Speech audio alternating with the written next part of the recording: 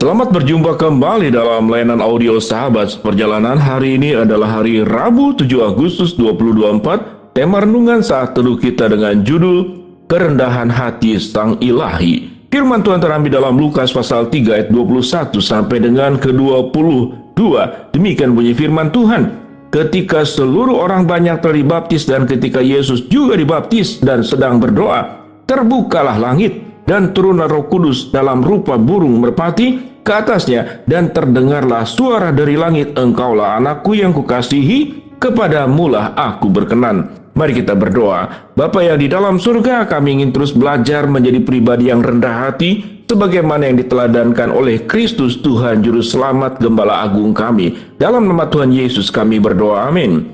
Shalom sahabat perjalanan yang dikasihi Tuhan. Kerendahan hati Sang Ilahi. Apa bedanya kerendahan hati dan sopan santun atau etika dan budaya? Itu dua hal yang bisa sama, namun juga dua hal yang bisa berbeda.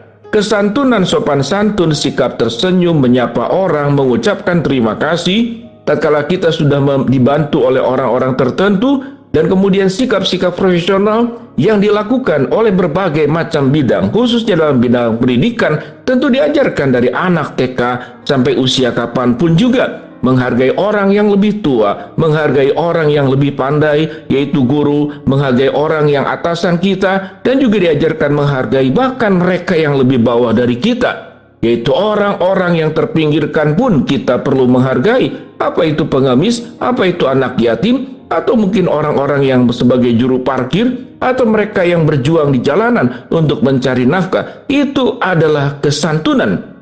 Tetapi apa itu kerendahan hati? Kerendahan hati adalah sikap yang luar dalamnya itu sama. Ada banyak aspek kita tidak suka dengan seseorang, tapi dia adalah atasan kita. Terpaksa kita harus menyampaikan sikap kesantunan, sikap hormat, sekalipun hatinya tidak sama, berbeda jauh.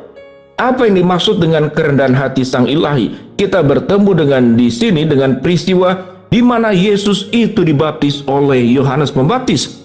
Ketika seluruh orang banyak itulah dibaptis dan ketika Yesus juga dibaptis, sedang berdoa dan terbukalah langit.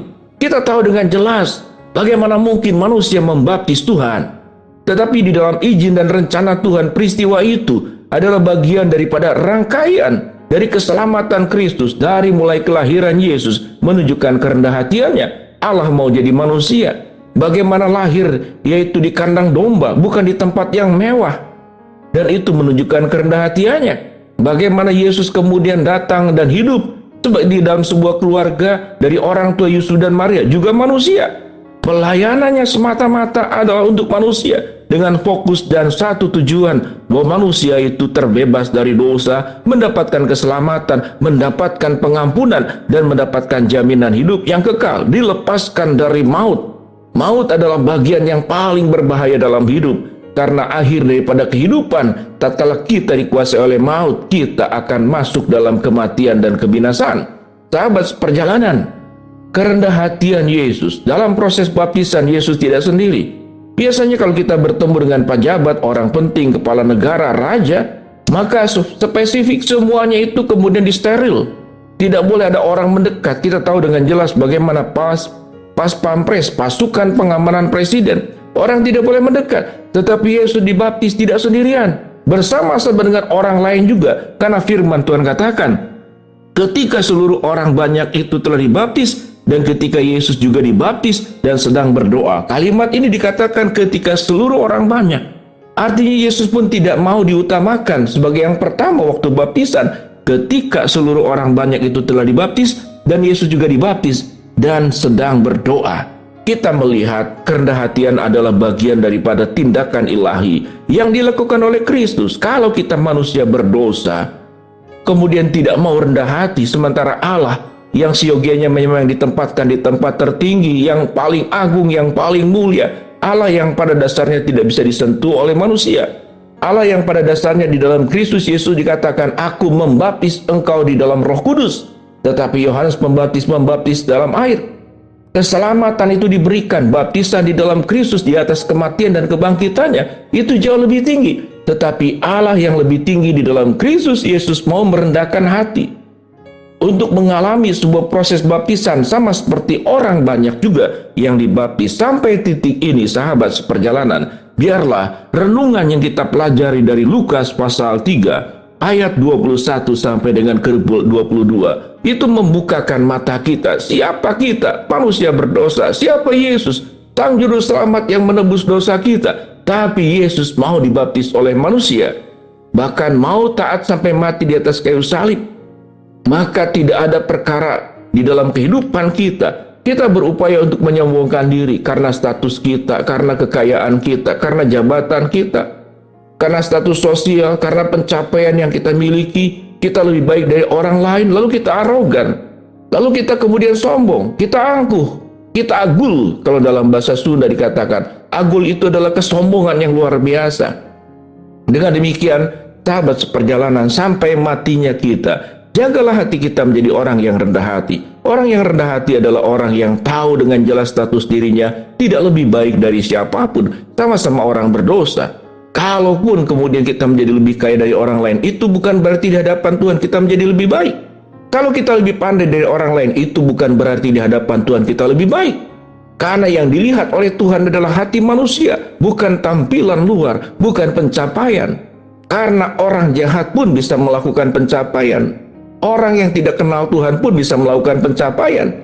Tatkala kita bisa mendapatkan pencapaian, kesuksesan di bidang tertentu, ingatlah, itu pun adalah berkat Allah. Kalau Allah tidak memberkati, kita tidak bisa bernafas pun, bahkan kita tidak sanggup. Apalagi kita berkarya, apalagi kita mengejar pencapaian-pencapaian, mimpi-mimpi, cita-cita yang kita mimpikan dari dulu kemudian berhasil saat sekarang, lalu berakhir dengan kesombongan.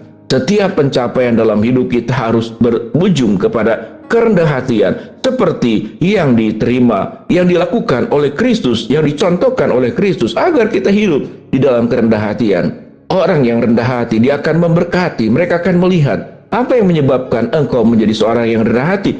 Karena setiap kita masing-masing sebagai anak-anak Tuhan mencontoh dari Kristus yang luar biasa. Tuhan di atas segala ilah, Raja di atas segala raja, pemilik alam semesta, pencipta. Di atas Kristus tidak ada yang lebih tinggi lagi.